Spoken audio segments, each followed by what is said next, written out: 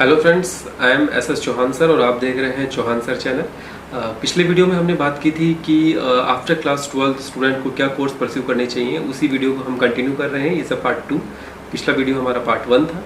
Part 1 में जो last में मैंने बताया था आपको बीएससी के बारे में बताया था। मैंने बताया था बीएससी पास कोर्स और बीएससी ऑनर्स। आज हम उसी को कंटिन्यू करेंगे कि जो बायो स्टूडेंट्स होते हैं अगर वो चाहें तो बीएससी एग्रीकल्चर कर सकते हैं। बीएससी एग्रीकल्चर के लिए कॉम्पिटिटिव एग्जाम होता है। उस कॉम्पिटिटिव एग्जाम को क्लियर करने के बाद उनको अच्छे कॉलेजेस मिल जाते हैं, जिसमें प्राइवेट कॉलेज भी होते हैं और गवर्नमेंट कॉलेजेस भी होते हैं। वो चाहें तो बीएससी हॉर्टिकल्चर भी कर सकते हैं। और भी डिफरेंट टाइप ऑफ कोर्सेज होते हैं जो बीएससी स्टूडेंट परस्यू कर सकते हैं। वो रिलेटेड साइंस तो नहीं है, बट वो चाहे तो वो कोर्सेज कर सकते हैं। जैसे एक बहुत अच्छा कोर्स है लॉ का कोर्स है। अगर आप क्लास 12 के बाद करना चाहते हो तो वो 5 साल के लिए है आपका। और अगर आप बीएससी या वट एवर जो भी आप कोर्स कर रहे हो, बैचलर डिग्री कर रहे हो, अगर आप उसके बाद करना चाहते हो तो उसमें 2 साल लगेंगे। लॉ का ऑलरेडी आपको सबको पता है कि लॉ से जो है वो एडवोकेट्स बनते हैं और मेनली जुडिशरी जो होती है उसमें उनका जॉब होता है। तो एक बहुत ही अच्छा और एक नोबल प्रोफेशन होता है ये। अगर आप लोग परस्यू करना चाहें या आपको दिमाग में है कि हाँ भाई मुझे इस फील्ड में जाना है, मुझे जुडिशरी में जाना है, तो आप ये कोर्स परस्यू कर सकते हैं। इसके अलावा भी कुछ कोर्सेज हैं, जैसे मैं आपको बताऊँ आप वेब डिज़ाइनर बन सकते हैं। वेब डिज़ाइनर भी जो है वो स्टूडेंट परस्यू कर सकता है साइंस वाला। वो इवेंट मैनेजमेंट एक कोर्स है, वो भी कर सकते हैं आप। इवेंट मैनेजमेंट जो है आप बोलने से समझ गए कि अगर कोई भी इवेंट है रिलेटेड टू मैरिज है या कोई और फंक्शन है तो उस इवेंट को पूरा मैनेज करना, तो ये एक स्पेशल कोर्स है इवेंट मैनेजमेंट, आप वो भी कर सकते हैं। आप सबको पता है होटल मैनेजमेंट के बारे में, आप होटल मैनेजमेंट का कोर्स कर सकते हैं। एक होटल मैनेजमेंट से ही रिलेटेड एक कोर्स है हॉस्पिटल मैनेजमेंट, आप हॉस्पिटल मैनेजमेंट भी कर सकते हैं बायो स्टूडेंट्स जो हैं। तो ये वाले ऑप्शंस आपके लिए हैं, मैनेजमेंट में आप जा सकते हैं।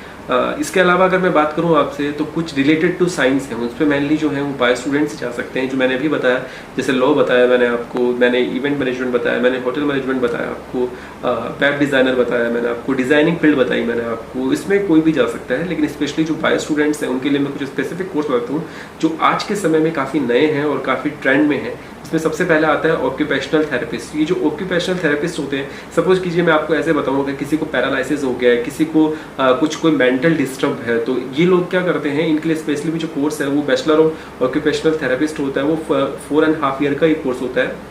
इसमें डिग्री और डिप्लोमा दोनों कोर्सेज आपको मिलेंगे। इसमें जो डिप्लोमा होता है वो रिहैबिलिटेशन के लिए होता है। रिसेंटली एक मूवी आई थी संजू, अगर आपने देखी हो, तो उसमें ऑक्यूपेशनल थेरेपिस्ट का ही काम था। वो जो रिहैबिलिटेशन सेंटर जाता है वहाँ पे वो ऑक्यूपेशनल थेरेपिस्ट ही होते हैं जो इन लोगों को ट्रीट करते हैं। जिसकी पैरालिसिस अगर किसी को हुआ है या फिर मान लो कोई मेंटली डिस्टर्ब है या किसी रिलेटेड टू नर्व्स जो अगर उसको है, तो वो सब ऑक्यूपेशनल थेरेपिस्ट ही देखता है। दूसरा होता है आपके बायोटेक्नोलॉजिस्ट। बायोटेक्नोलॉजिस्ट का मतलब क्या है कि बायोलॉजी में अगर आपने टेक्निक्स मिला दी है, दैट मीन्स ये मेनली काम करते हैं मेडिसिन के लिए। देखिए मेडिसिन की जो रिसर्च होती है, डॉक्टर आपको प्रेस्क्राइब कर सकते हैं मेडिसिन, लेकिन रिसर्चर जो होते हैं वो मेडिसिन बनाते हैं। अभी अपने यहाँ कोरोना वायरस आ रहा है, कोरोना वायरस की जो मेडिसिन है उनको डॉक्टर नहीं बना रहे, वो रिसर्चर्स बना रहे हैं जो इस बात पे रिसर्च कर रहे हैं। तो वहाँ पे बायोटेक्नोलॉजिस्ट हैं, वहाँ पे माइक्रोबायोलॉजिस्ट हैं जो इस वक्त इसके लिए वर्क कर रहे हैं। ये इनका जो जॉब होता है ये मेनली मेडिसिन कंपनी में होता है। मेडिसिन कंपनी में R&D होता है, रिसर्च एंड डेवलपमेंट, वहाँ इनका जॉब होता है। और ये बहुत ही अच्छा जॉब है, आज के टाइम में बहुत अच्छा है जॉब। एक्चुअली ये जो है एक एडवांस है, मैं आप बोल सकता हूँ ये सब एडवांस कोर्सेज हैं बायोटेक्नोलॉजी वगैरह। इसमें आप चाहें तो बैचलर डिग्री भी कर सकते हैं और चाहें तो मास्टर डिग्री भी कर सकते हैं।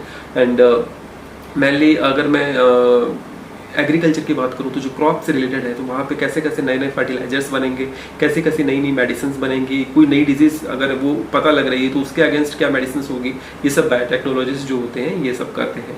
नेक्स्ट जो है वो बायोमेडिकल इंजीनियर है। देखिए यहाँ पे एक वर्ड आया है इंजीनियर, और बायोमेडिकल यानी बायोलॉजी से रिलेटेड हो, मेडिकल फील्ड का हो, एक ऐसा इंजीनियर बायोमेडिकल इंजीनियर। आपने देखा होगा जब भी आप कभी हॉस्पिटल्स में जाते हैं तो वहाँ बहुत सारे इक्विपमेंट्स होते हैं। ये जो इक्विपमेंट्स होता है, जो इन इक्विपमेंट्स के साथ डील करता है या जो इन इक्विपमेंट्स को इनोवेट करता है, वो जो इंजीनियर होते हैं that is a biomedical engineer. ये भी बायोलॉजी के स्टूडेंट्स जो होते हैं ये कर पाते हैं बायोमेडिकल इंजीनियरिंग।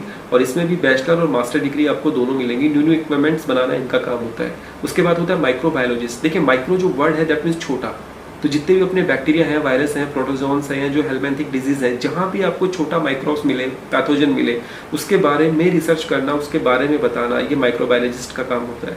आपको जितने भी पैथोलॉजिकल लैब्स होती हैं उनमें माइक्रोबायोलॉजिस्ट होता है। अगर आपने कभी अपने कुछ रिपोर्ट्स ली होंगी सपोज, या किसी आपके नॉन ने रिपोर्ट ली होगी, तो उसमें लिखा आता है माइक्रोबायोलॉजिकल रिपोर्ट्स।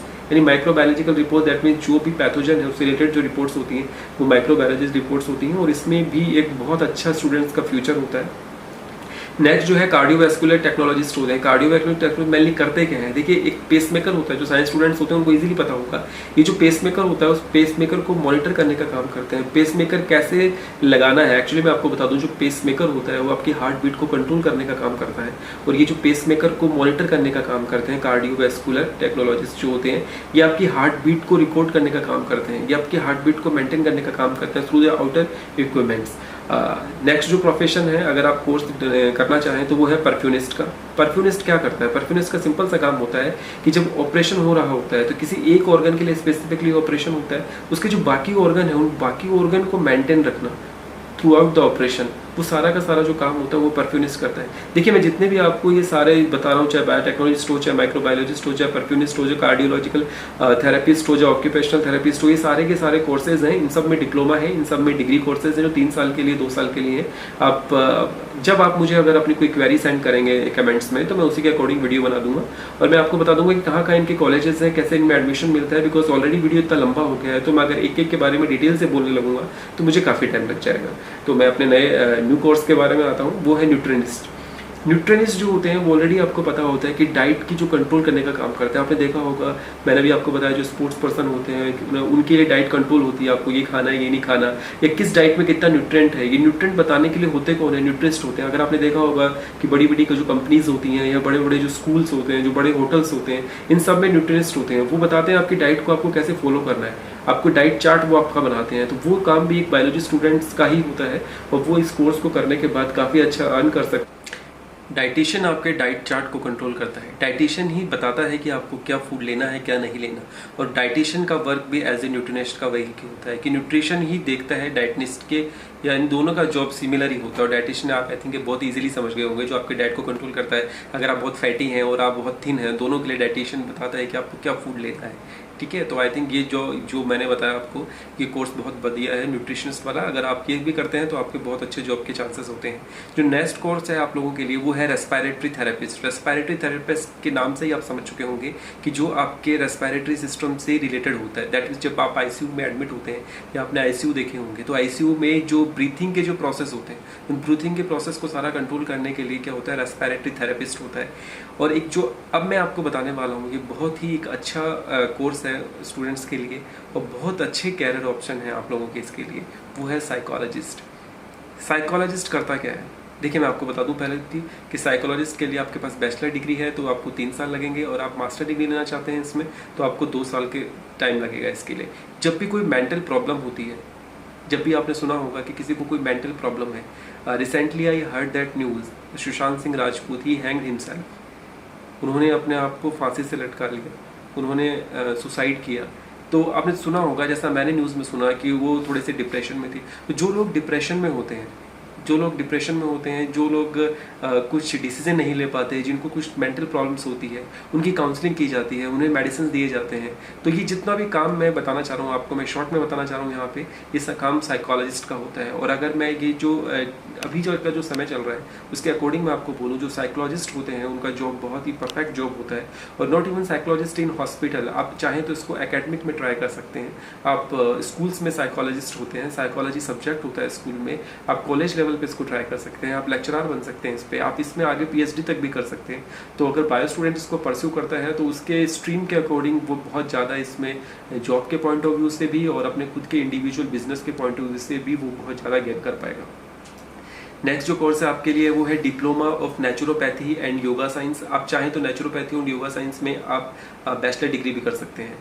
नेचुरोपैथी मतलब नेचुरल चीज़ों से अगर इलाज किया जाए, दैट इज़ अ नेचुरोपैथी। अभी मैंने थोड़ी वीडियो में बताया आपको कि जो आयुर्वेद है, जो होम्योपैथी है, ये जो मेडिसिन होती हैं ये भी बहुत हद तक नेचर से रिलेटेड होती हैं, क्योंकि हमें जो जड़ी बूटियाँ मिलती हैं वो प्लांट से ही मिलती हैं, नेचर से रिलेटेड होती हैं। ऐसे ही नेचुरोपैथी में भी जो पेशेंट्स होते हैं उनका जो ट्रीटमेंट होता है वो नेचुरल चीज़ों से होता है। और योगा साइंस के बारे में आपको पता होगा, एवरीवन नोज वेरी वेल कि योगा क्या होता है। बाबा रामदेव योगा करा रहे हैं, बाकी काफ़ी लोग भी योगा करा रहे हैं। योगा से आपको जो एक पीस मिलता है वो बहुत ही इंपॉर्टेंट है। आप लाइफ में बैलेंस फील करते हैं, आपको बैलेंस फील होता है लाइफ में। जब भी कभी आपकी लाइफ बहुत हेक्टिक होती है, आपको लगता है कि मेरा डे बहुत हेक्टिक है, आप काफ़ी टायर्ड फील करते हैं, तो वो जो योगा ही है, अगर आप इस सुबह जल्दी उठ के आधा घंटा भी उस चीज़ को देते हैं तो ये बहुत ही बेनिफिशियल। आपने देखा होगा काफ़ी योगा क्लासेस चल रही हैं, लोगों ने अपने बिजनेस खोले हुए हैं, योगा स्कूल्स खुले हुए हैं, योगा का जो एकेडमिक में है वो बहुत ज़्यादा इसका आप कर सकते हैं, आपके लिए अच्छा होगा।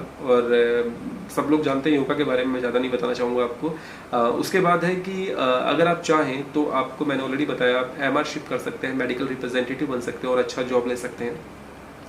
उसके बाद ये सारी बातें थी बायोलॉजी जो स्टूडेंट्स ने ऑप्ट किया है उन सब के लिए।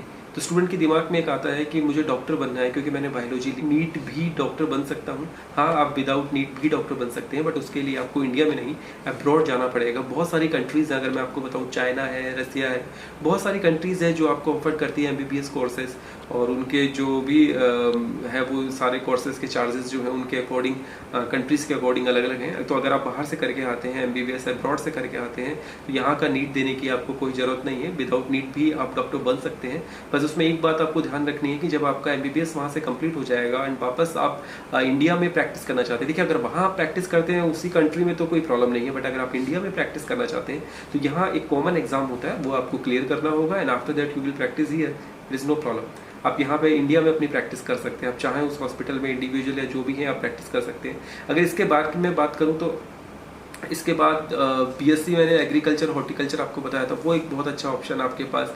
और ओवरऑल जो मेरे ये 2 वीडियो बनाए हैं मैंने, इन दोनों वीडियो में मैंने आपको कंप्लीट इन्फॉर्मेशन देने की कोशिश की है कि जो बायोलॉजी के स्टूडेंट्स हैं क्लास 12 के बाद, क्योंकि अभी एग्जाम का टाइम चल रहा है, एग्जाम ऑलमोस्ट कंप्लीट हो चुके हैं, तो रिजल्ट आने से पहले स्टूडेंट हमेशा कंफ्यूज रहता है कि मुझे क्या करना है क्या नहीं करना। कुछ फैमिली वाले बोल रहे हैं, कुछ फ्रेंड्स बोल रहे हैं, कुछ नेट से कहीं से देख लिया है। तो मैंने आपको सारा काफ़ी हद तक डिटेल में बता दिया है कि सारे आपके कोर्सेज हैं, आप चाहें वो कोर्सेज कर सकते हैं। और मैंने आपको जैसा बताया कि आपको लगता है कि आपको जो कोर्सेज करना है या जो आपको वीडियो में जो बात इंटरेस्टिंग लगी है, आप मुझे कमेंट करके बताइए। मैं आपको कॉलेजेस के बारे में, एडमिशन के प्रोसेस के बारे में एक अलग से सेपरेट वीडियो बना दूंगा। और अगर आपको ये वीडियो अच्छा लगता है तो आप इस वीडियो को लाइक करिए, शेयर करिए, कमेंट करिए और सब्सक्राइब करिए। Thank you very much.